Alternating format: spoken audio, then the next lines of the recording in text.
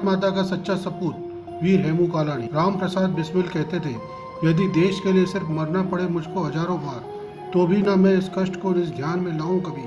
भगवान, भारतवर्ष में शतबार मेरा जन्म हो, कारण सदा ही मृत्यु का देशोपारक कर्म।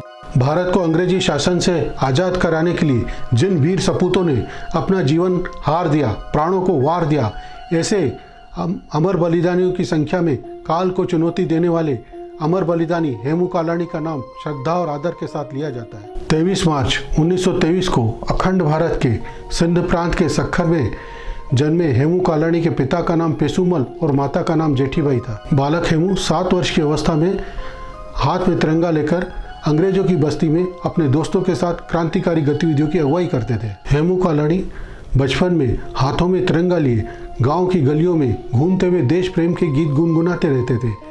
अपने गले में फांसी का फंदा डालकर अमर क्रांतिकारियों को याद करते थे।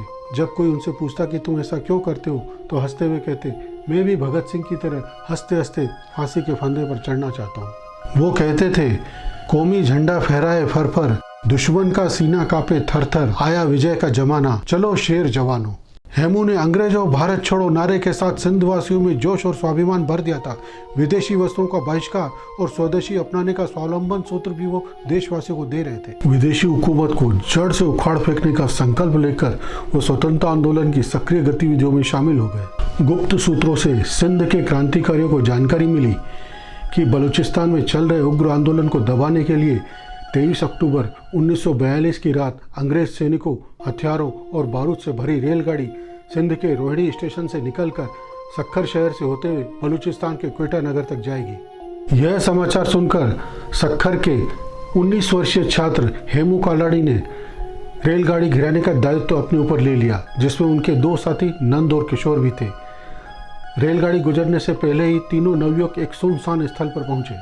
हेमू कालाणी ने रिंच और हथौड़े की सहायता से रेल की पटरियों की फिश प्लेटों को उखाड़ना शुरू कर दिया। अन्य दोनों साथी निगरानी कर रहे थे।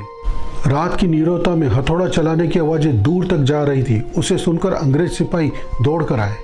अंग्रेज सिपाहियों को आता देखकर हेमू कालाणी ने अपने दोनों साथी नंद और किशोर को वहां से भगा दिया और स्वयं गिरफ्तार हो गए। हेमू कालाणी को जेल लाकर उन पर कोड़े बरसाए गए और असहनीय यातनाएं दी गई। उनसे उनके 2 सहयोगियों के नाम पूछे गए, लेकिन अंग्रेजों के अत्याचार वीर हेमू को रंच मात्र भी डिगा नहीं सके। हेमू का हर बार यही उत्तर होता था, मेरे 2 साथी थे रिंच और हथौड़ा। सक्खर की मार्शल लॉ कोर्ट ने हेमू कालाणी को 19 वर्ष कुछ माह होने के कारण आजीवन कारावास की सजा सुनाई। अनुमोदन के लिए निर्णय हैदराबाद स्थित सेना के मुख्य अधिकारी कर्नल रिचर्डसन के पास भेजा गया। ब्रिटिश राज का खतरनाक शत्रु करार देते हुए कर्नल रिचर्डसन ने हेमू कालाणी की सजा को फांसी में बदल दिया। 21 जनवरी 1943 को प्रातः 7:55 पर हेमू कालाणी को फांसी पर लटकाया गया। वीर हेमू ने इंकलाब जिंदाबाद, भारत माता की जय के नारों के साथ फांसी के फंदे को गले में यूं डाला मानो हार पहन रहे हो। फांसी देने के पूर्व जब उनसे उनकी अंतिम इच्छा पूछी गई तो उन्होंने फिर से भारत में जन्म लेने की इच्छा जताई। साथ ही कामना की कि उनके फांसी के वक्त अंग्रेज अधिकारी सहित सभी लोग राष्ट्रवादी नारे लगाए। अपनी फांसी के दिन वह बेहद खुश दिखाई दिए। मुस्कुराते हुए, गुनगुनाते हुए, भगवत गीता हाथ में लेकर वे फांसी के फंदे पर चढ़ गए। राष्ट्र के प्रति उनके प्रेम और बलिदान को सदैव स्मरण रखने के लिए 21 जनवरी को बलिदान दिवस मनाया जाता है। पूरे देश में बलिदान दिवस पर कार्यक्रम आयोजित करके उनकी मूर्ति पर माल्यार्पण किया जाता है।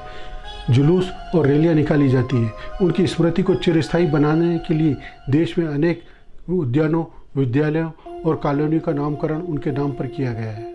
नेताजी सुभाष चंद्र बोस के आज़ाद हिंद फौज के वरिष्ठ अधिकारियों ने उनके बलिदान को सम्मानित करते हुए उनकी माताजी को स्वर्ण पदक प्रदान किया था। 18 अक्टूबर 1983 के दिन विश्व सिंधी सम्मेलन में उनकी माताजी की उपस्थिति में श्री हेमू कालाणी पर एक डाक टिकट जारी किया गया था।